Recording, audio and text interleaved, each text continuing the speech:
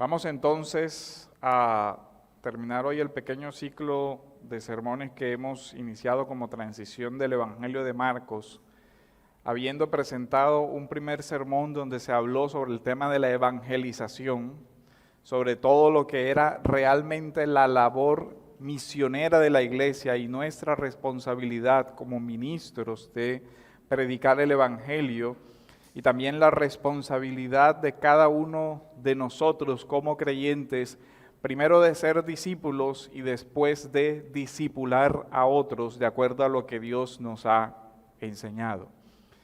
Después hablamos sobre la responsabilidad del ministro en la predicación de la palabra y sobre los principios que guían la adoración, la dimensión corporativa de la adoración, tanto la predicación de la palabra, como se hace en el día de adoración del Señor, como la oración corporativa también. Hoy vamos a hacer énfasis en un tercer aspecto que es central en las disciplinas espirituales personales y es un llamado al serio estudio personal de las Sagradas Escrituras. La espiritualidad cristiana tiene como eje la lectura privada de la Biblia. Es decir, además de usted ser responsable con su vida espiritual, al venir a escuchar la proclamación de la palabra de Dios, no puede pretender que su vida solamente reciba la proclamación de la palabra de Dios de domingo a domingo, sino que la Escritura ordena, óigalo bien, ordena este libro de la ley, lo leerás todos los días de tu vida cuando te levantes y al acostarte. Así está en los Salmos, así está en el libro de Josué. La razón, segunda de Timoteo 3, 16 al 17, claramente dice que toda la Escritura es inspirada por Dios, útil para enseñar, para redarguir, para instruir en justicia, a fin de que el hombre de Dios sea perfecto, enteramente preparado para toda buena obra. Aquí el hombre de Dios es aquel a quien Dios le ha encomendado la labor de la predicación de la palabra. Pablo está instruyendo a Timoteo diciéndole: tú como ministro del Evangelio debes prepararte para toda buena obra, y la preparación es por tu estudio de la Escritura, que es la que vas a utilizar para enseñar lo que has aprendido de ella para corregir a los otros. El Salmo, el primero de los Salmos, en el capítulo 1, versículo 2 dice: sino que en la ley del Señor está su delicia y en su ley medita de día y de noche. Esta es una disciplina espiritual que se extiende a todo creyente. Ya incluso habíamos dicho, si no tiene tiempo para leer la Biblia, no tiene tiempo para ser cristiano, así que examínese. El Salmo 119, versículo 18 dice: abre mis ojos y miraré las maravillas de tu ley. La naturaleza espiritual de la Sagrada Escritura exige que se lea a la luz del Espíritu que la inspiró. Es decir, solo podemos comprender en su inmensidad la Escritura cuando nuestro espíritu es iluminado por el Espíritu Santo. De ahí que la actitud adecuada para la Escritura, para acercarse a leer la Escritura, es la reverencia y la oración. David pide: abre mis ojos.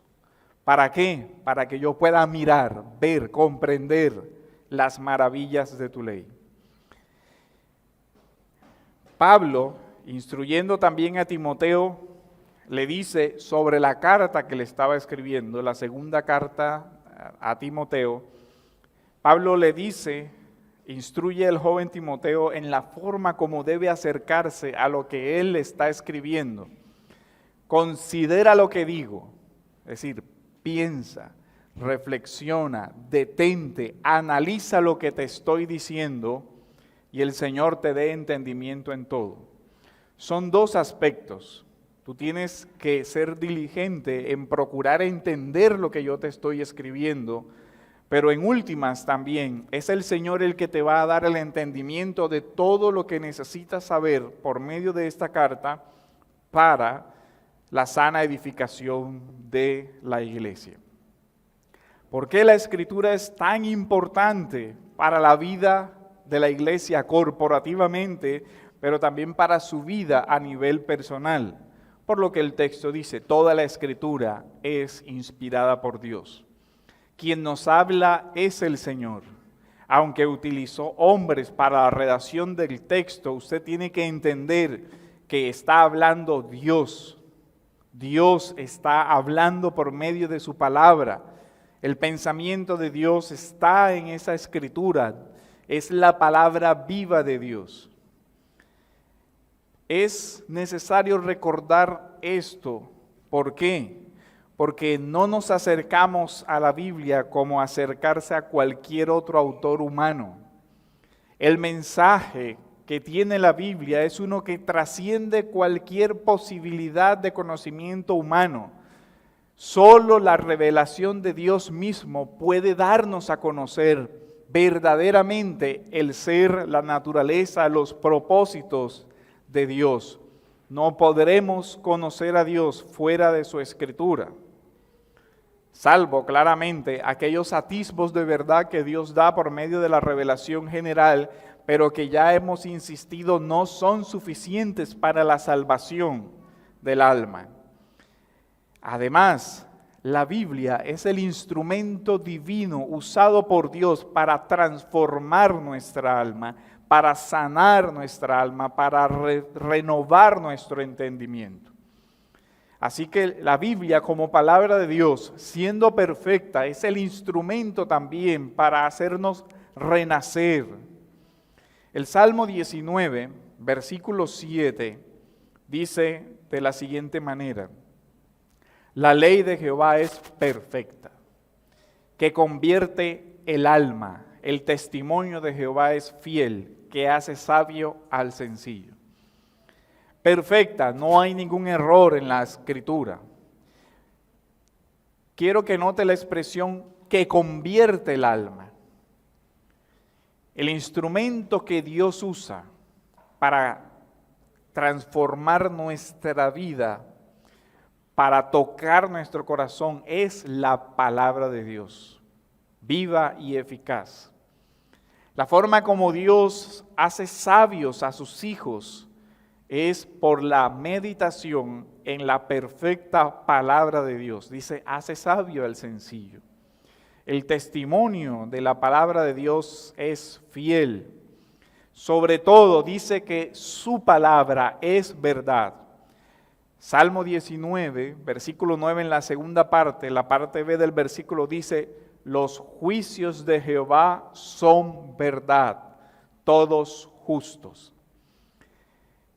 Así que nosotros tenemos en el contexto de un mundo que hoy relativiza toda verdad, una palabra que reclama ser autoridad en cuanto viene de Dios, que reclama ser fiel en cuanto a lo que consigna y verdadero tanto en todo conocimiento que transmite sobre Dios, así como todo conocimiento que Dios transmite sobre otras áreas del saber. Y además de eso dice que todos esos juicios, todas esas palabras de Dios expresan la justicia en cuanto todos son justos. Dios es de esa manera el origen de la Escritura, de toda la Escritura de la que habla Timoteo. De ahí la importancia. Dios se dio a conocer al hombre en la Escritura. Cerrado ese canon, no hay otras ideas sobre Dios, concepciones religiosas sobre Dios, diversas formas que se consideren válidos. Menos aún, la propia idea que de Dios crea la mente caída para conformar una adoración de acuerdo a la concepción que nuestras mentes puedan crear. En su palabra, Dios se da a conocer a sí mismo y, como lo vimos en el sermón anterior, establece, limita, ordena la forma como Él debe ser adorado. Vimos el ejemplo del tabernáculo, cómo Dios le exige a Moisés, harás el tabernáculo conforme al modelo que yo te doy y no podrás introducir ninguna cosa en la adoración que yo no te haya ordenado. De tal manera que no existe en la Biblia la concepción de yo adoro a Dios a mi manera. No es algo que pueda alegarse. O dicho de otra manera, la Escritura debe ser el marco desde el cual nosotros examinamos nuestra vida y examinamos toda la realidad. Pablo, en la primera carta a los Corintios, en el capítulo 4, versículo 6, habla de la siguiente manera: pero esto, hermanos, lo he presentado como ejemplo en mí y en Apolos, por amor de vosotros, para que en nosotros apensáis a no pensar más de lo que está escrito. La Escritura da el marco del conocimiento de Dios. Cualquier otra cosa que vaya más allá, cualquier cosa que digamos sobre el ser de Dios que no esté explícita o derivado implícitamente de la Escritura, no es aceptable para la adoración. El motivo de esta prohibición es sencillo. Nuestra mente natural se encuentra entenebrecida y es propicio el corazón del hombre para crear imágenes distorsionadas de Dios o para crear a un Dios a su imagen más bien. Creamos en nuestro corazón caído un Dios que se asemeja no a su santidad, sino a nuestro propio corazón. Algún ateo una vez dijo en tono de burla, dice: Dios creó al hombre a su imagen y semejanza y el hombre le pagó con la misma moneda. Pero lo que sí quiero ver es que efectivamente la gran tragedia de la humanidad es que ha pretendido crear dioses a la imagen y semejanza. Mire que eso ha ocurrido en la historia. Lea cualquiera de los mitos griegos y que se refleja en sus dioses, su codicia, su sensualidad, su amor por la fama, su amor por la belleza, su amor por el poder y el desastre de la humanidad. Crearon dioses a su imagen y semejanza.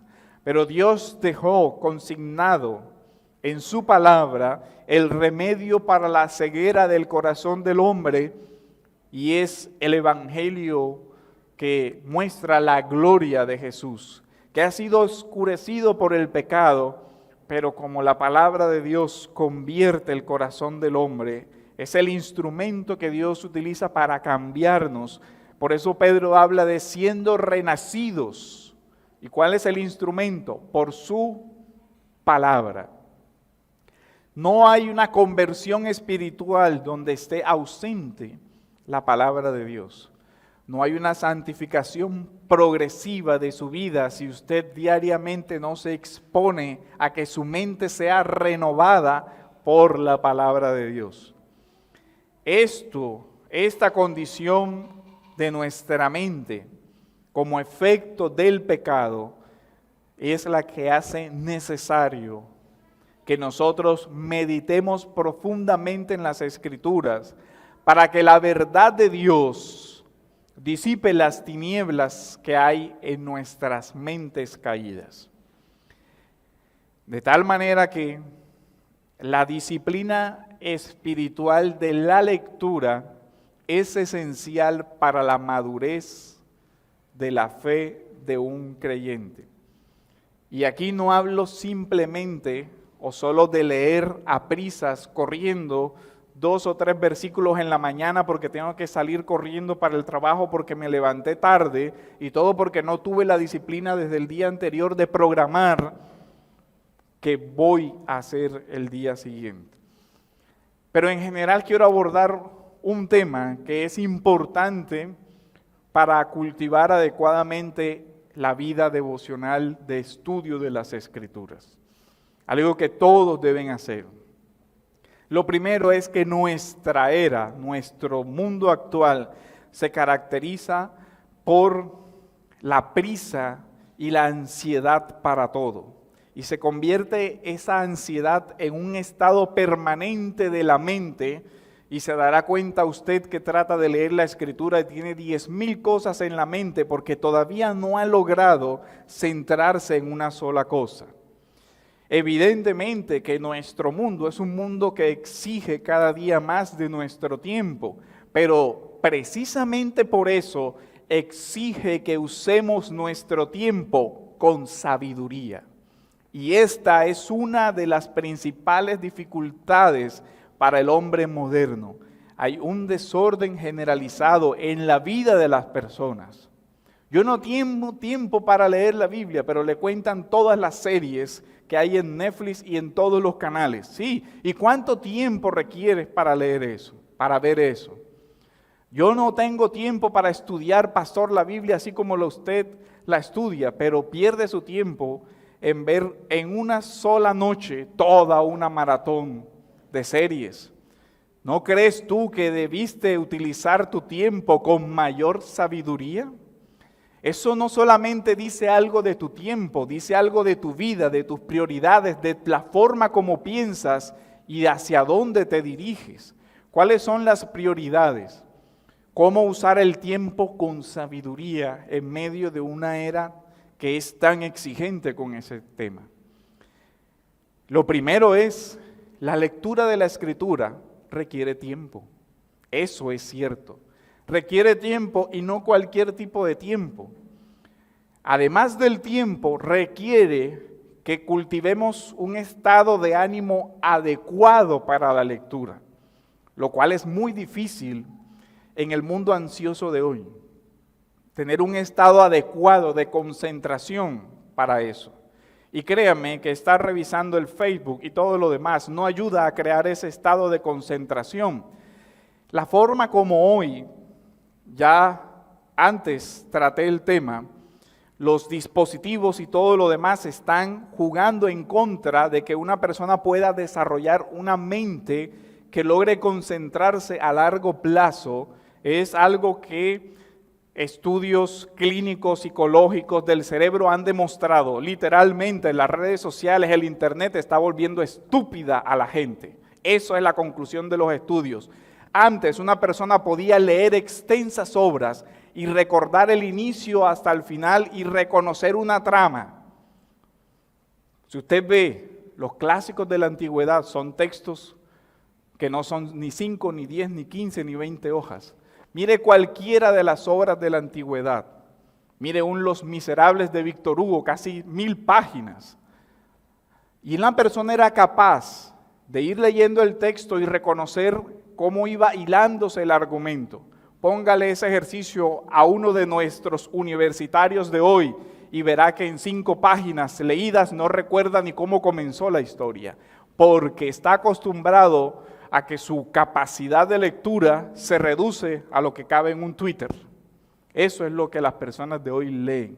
Lógico, si usted ha deformado a ese nivel su mente, la Biblia que exige mucho más, porque esa es otra cosa, pretendemos, miren, leer cualquier texto, cualquier área exige de la mente, pero pareciera que las personas creen que leer sobre cualquier tema sí debe ser algo que le debe exigir, pero leer la Biblia es algo que debe simplemente no importar si entiendo o no entiendo. Cualquiera de nuestros profesionales hoy dedica gran cantidad de su tiempo a examinar lo que pertenece al conocimiento de su carrera, pero tratan con igual, digamos, valor el texto especializado de su carrera que el texto de la Biblia. Muchas veces no.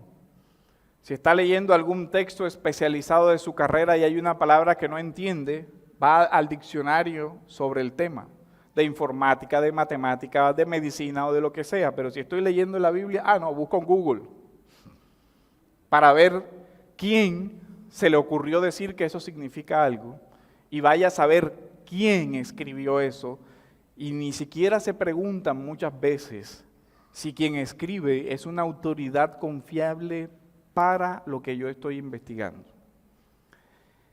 Y la fuente de consulta principal para muchos hermanos es Dr. Google. Wikipedia. ¿Usted sabe quién escribió Wikipedia? Cualquiera que se le ocurrió escribir en Wikipedia. Esa es la respuesta.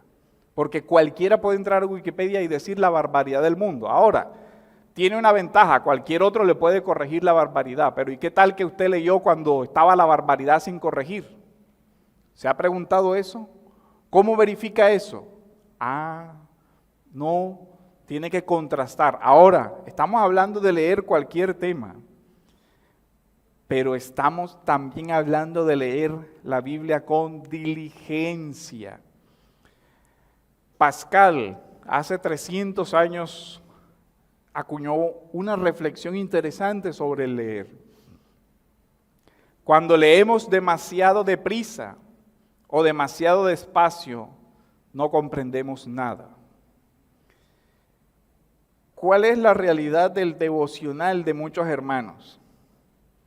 Yo creo que los planes para leer la Biblia en un año resultan útiles en cuanto a que usted tiene un panorama general, pero son extremadamente peligrosos cuando la persona comienza a interiorizar que si cumple con el número de versículos que están ahí, ya cumplió.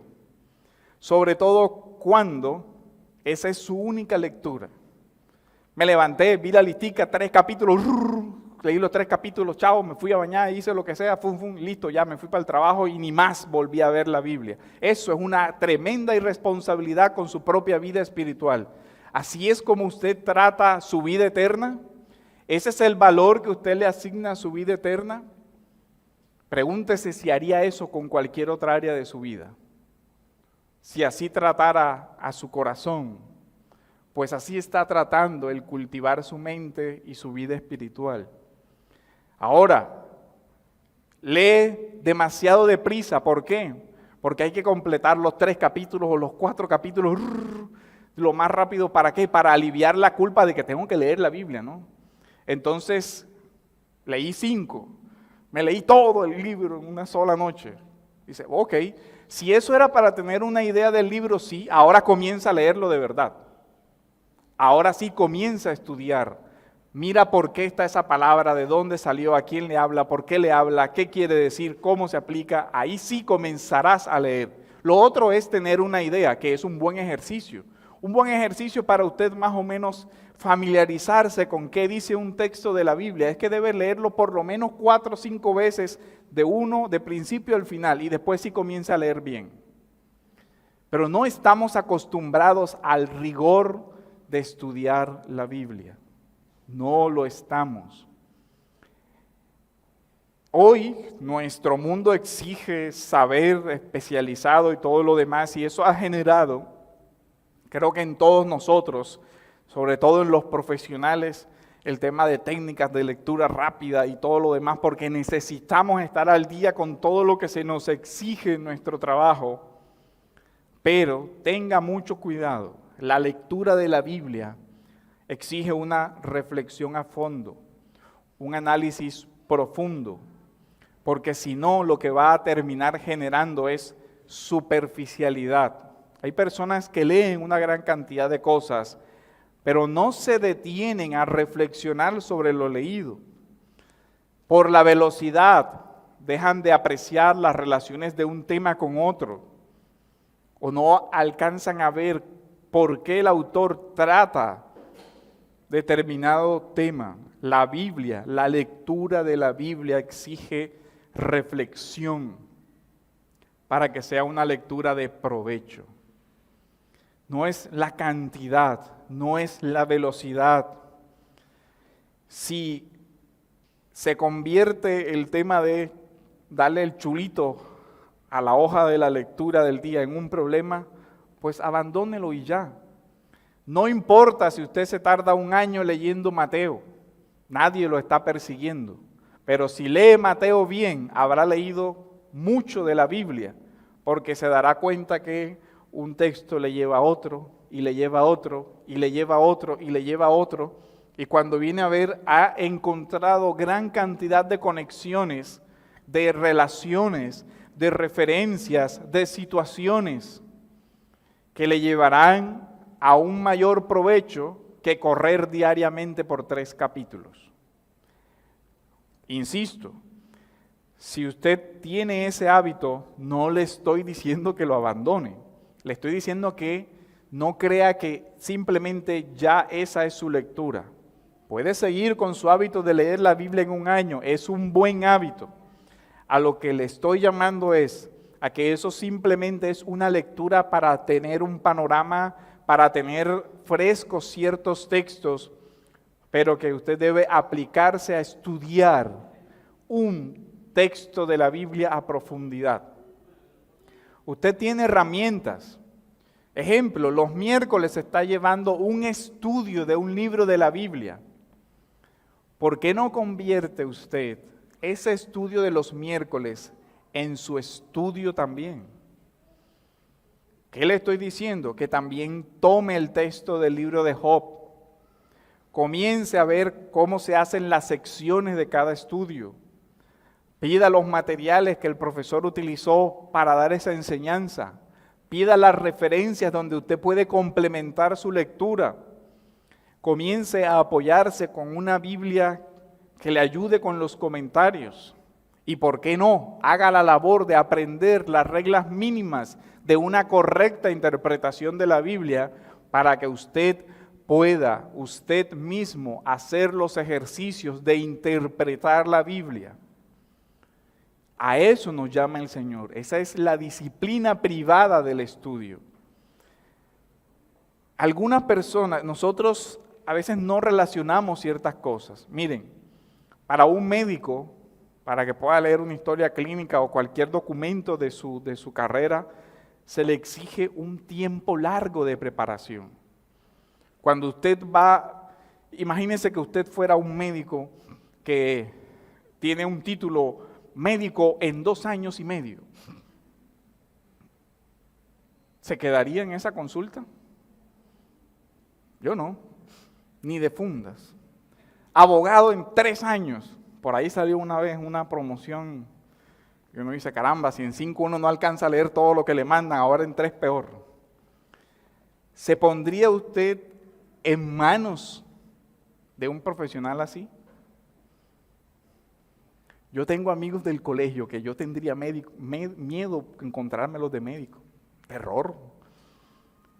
Amigos de mi universidad que yo no les consultaría, yo no les pondría, yo como abogado no les pondría un caso en manos de ellos, porque ellos saben jugar muy bien dominó, porque toda la carrera lo jugaron, pero nunca los vi en una biblioteca, ni de fundas me pongo en manos de ellos, igual médicos. Ahora, piense algo, cuando usted va a una iglesia, se pregunta cuál es la capacitación que tiene esa persona para enseñar la Biblia. ¿Se pregunta por eso?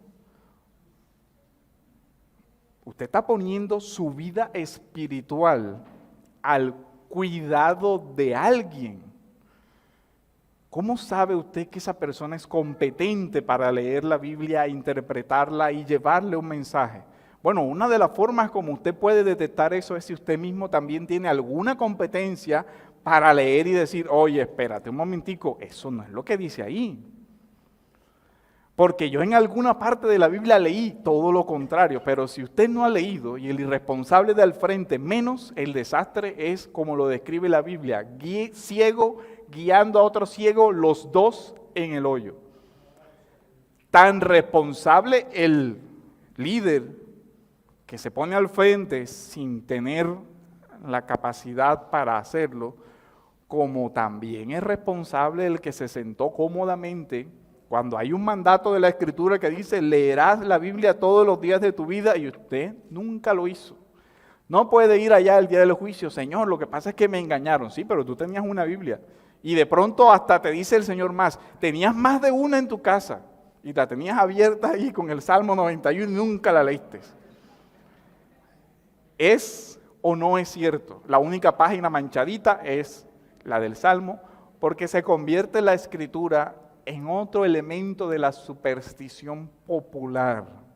Así es, lamentablemente, así es en casa de muchos hermanos. Voy para la iglesia, ¿dónde rayos estará mi Biblia? ¿Será que la leyó en la semana? Debe estar por allá en el cuarto de San Alejo, por allá refundida. Vamos a buscar. Ah, no, pero es que ya yo la tengo en el celular. Aunque tampoco la leo en el celular, la llevo en el celular. Hay que reflexionar realmente sobre el tiempo que nosotros estamos dándole a la Biblia. Leer no es simplemente pasar páginas. La verdadera lectura, la que da provecho, es esa que tiene examen de lo que leemos, reflexión de lo que leemos y aprovecha. No se trata de tampoco a los que de alguna manera nos gusta leer, acumular libros leídos, porque no es la competencia de quién lee más. Ah, sí, ya me lo leí. Y dice, bueno, ¿y quién está preguntando? Realmente, ¿cuál es el aprovechamiento? ¿Se ve el aprovechamiento de eso que has estudiado?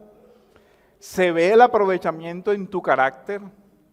Porque miren, el objeto último, el objetivo principal por el cual nosotros estudiamos diligentemente las Escrituras, no es para ser intelectuales huecos, sino para que la palabra viva de Dios transforme nuestras vidas.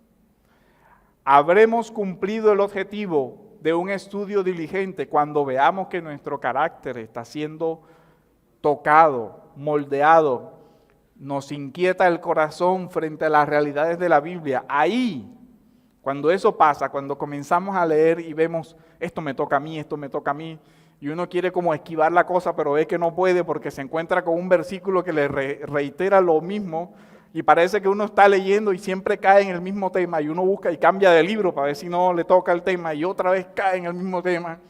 Hermano, Dios le está hablando. Ese es el área de tu carácter donde Dios te está llamando la atención. No hay otra cosa. Aterrizamos siempre lo mismo. Esa es la verdadera lectura de la Escritura. Leer sin pensar. A veces nos da la impresión de que leemos. Termina 3 páginas. ¿Qué leyó? Muchas veces la respuesta de muchas personas es, no sé, no recuerda.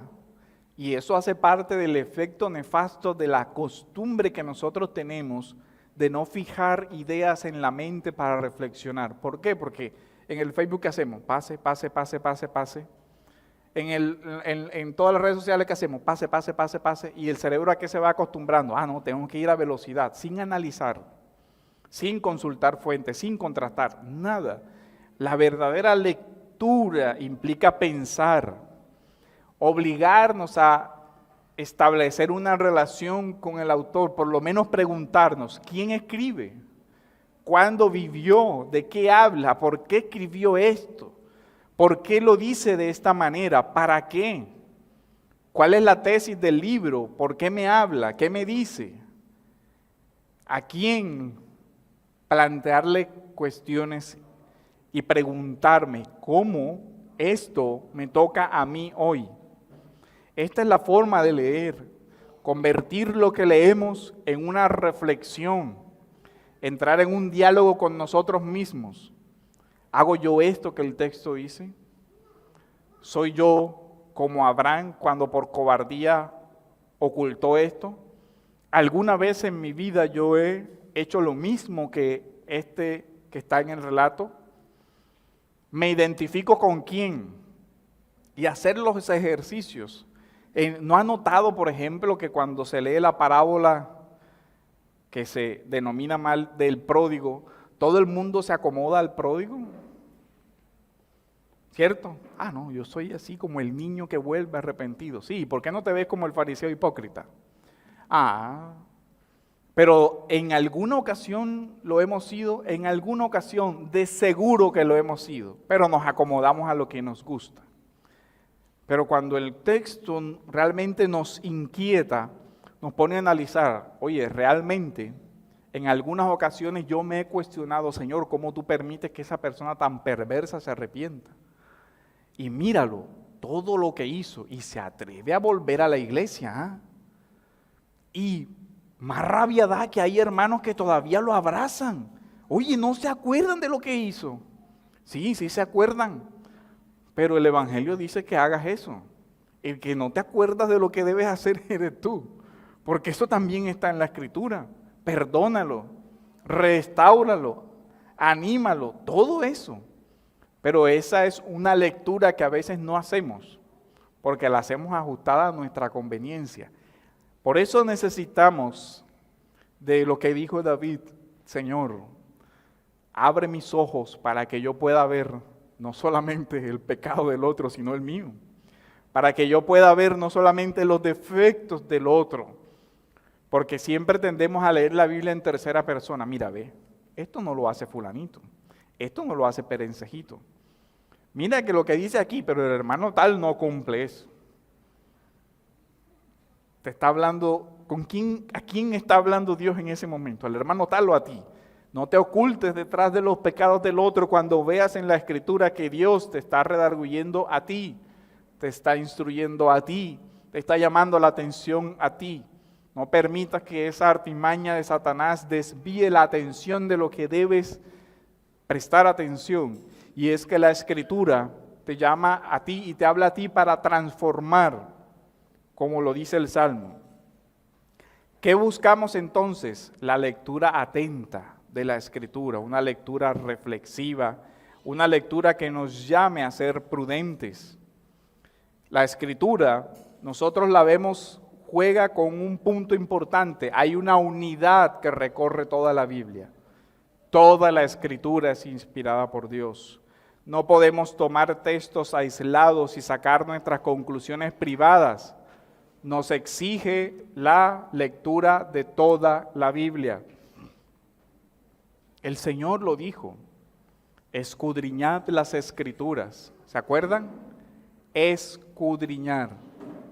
No leer por encima, escudriñar, examinar, repasar, leer, volver a leer con cuidado, escudriñar, porque a vosotros os parece que en ellas tenéis la vida eterna, y ellas son las que dan testimonio de mí. Porque ¿quién conoció la mente del Señor y quién la instruirá? Mas nosotros tenemos la mente de Cristo. Ya hemos abordado este tema en otras ocasiones, cómo hay esa idea de que de alguna manera la vida espiritual no tiene que ver con cultivar la mente, con cultivar el pensamiento. Pero para escudriñar el Evangelio necesitas utilizar el don de Dios que es tu mente. A eso nos invita la Biblia. Y el efecto de esa lectura de la Biblia es lo que dice el texto de Romanos en el capítulo 12, versículo 2, que no nos conformemos a este siglo, sino que nos transformaremos por medio de la renovación de vuestro entendimiento, para que comprobéis cuál sea la buena voluntad de Dios, agradable y perfecta. Voluntad de Dios que encuentras ¿dónde? En la Biblia. En la Biblia. Este es un mandamiento, la meditación en las Escrituras. El Salmo 119, versículo 15 dice: en tus mandamientos meditaré y consideraré tus caminos. Ahora, ¿qué significa esta expresión que encontramos mucho en la Biblia? Meditar. Del diccionario Strong, reflexionar, murmurar en el sentido de leer murmurando, una lectura en voz alta pero no tan alta, para reflexionar. Dice cavilar, contemplar mientras se repiten las palabras. En el pensamiento hebreo implica repetirlas silenciosamente con un sonido suave y sordo, para abandonar la distracción externa. El diccionario Salvat define esta palabra así: aplicar con profunda atención el pensamiento a la consideración de algo. Mire la definición: aplicar con profunda atención el pensamiento a la consideración de algo y discurrir sobre el modo de conocerlo o conseguirlo. Así tenemos. Por eso Pablo le dice a Timoteo: considera lo que digo, reflexiona, medita, piensa, analiza. Y además de eso, oremos cuando leamos para que el Señor como dice la segunda parte del texto de Pablo, nos dé entendimiento en todo. Ahora, por ejemplo, trata la iglesia de cultivar la disciplina espiritual personal de la lectura. No sé si todos saben, pero la iglesia está acumulando una biblioteca para prestar a aquellas personas que tienen la intención de leer y de pronto no tienen recursos para obtener los libros o no tiene ese texto. Puede acercarse y pedir el texto prestado y usarlo. Es más, si tiene la capacidad de donar materiales, también puede hacerlo. ¿Con qué objeto? Con el objeto de que todos y cada uno de nosotros en común nos ayudemos a crecer en la fe, animándonos los unos a otros al estudio, a la reflexión, a estudiar la Escritura. Para el creyente, algunos beneficios de la Escritura. La palabra de Dios transforma y convierte nuestra alma, Salmo 19:7. Nos da sabiduría, Salmo 19:7. La palabra de Dios es la mejor cura contra la depresión, porque alegra el corazón del hombre. Salmo 19:8, Salmo 119, 13 y 25. La palabra de Dios es cura contra la ansiedad, Salmo 119, 28. Y la palabra de Dios advierte contra los errores que nosotros no podemos ver de nosotros mismos. Líbrame, Señor, de los pecados que me son ocultos, dice Salmo 19, versículos del 11 al 12. Mucho beneficio tenemos entonces de estudiar las Sagradas Escrituras, pero principalmente debemos hacerlo por cumplir el gran mandamiento de la ley de Dios: amarás al Señor tu Dios con toda tu alma, con toda tu mente, con todas tus fuerzas. Y una de las formas como le amamos con toda nuestra mente es estudiando su palabra. Para el no creyente, lo único que te queda es, si ha inquietado tu corazón, la reflexión que sobre la palabra de Dios se hace, ruega a Dios que te dé el arrepentimiento para que puedas entender. Ruega a Dios, como lo hizo David, abre mis ojos para que yo pueda ver lo que dice realmente tu palabra, para que te puedas arrepentir, para que la Escritura pueda renovar tu mente y te ayude a pensar de acuerdo a la mente de Cristo. Necesitas arrepentimiento para ver el Evangelio de la gloria de Cristo en toda su plenitud. Que Dios nos ayude, hermanos, a hacer de la lectura de la Biblia diaria una disciplina central para nuestras vidas, porque es esencial para nuestra madurez. Y que Dios también nos ayude a ser fieles y diligentes y ejercer una responsabilidad sobre el tipo de predicación al que nos vamos a exponer, ya sea aquí en la iglesia y sobre todo cuando ve cosas en internet o en cualquier otro medio, ejerza el discernimiento y cuídese de saber a quién oye, porque no es en vano que produce efectos negativos también escuchar una mala exposición de la palabra.